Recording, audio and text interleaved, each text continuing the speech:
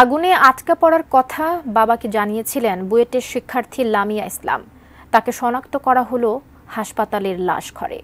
Restaurant কর্মী মেহেদী হাসানেরও বাড়ি যাবার কথা ছিল আজ। তিনি ফিরলেন সবাইকে কাঁদিয়ে। বেইলি রোড ট্র্যাজেডি হারিয়ে যাওয়াদের নিয়ে শোকের মাতম তাদের বাড়িতে স্বজনদের। প্রতিনিধিদের তথ্য ছবিতে ডেস্ক রিপোর্ট। আব্বা আমি জামগা আল্লাহ সাল্লাহ আপনি চিন্তা ধানি করেন না, আমি আর কিছুটা ঋণ আসছিলাম কইছে কয় কি বাবা চিন্তা ধানি করেন না, আমি ঋণ দিয়ে আপনার শোধ করে দেবো। তারপরে গতকাল আবার ফোন দিচ্ছে আব্বা আমি বিদা আমি একটু 5 ফুট করুম যা দিত চলে খায় তা আমার তো গেল গা, আমার সংসার শেষ হয়ে গেল গা।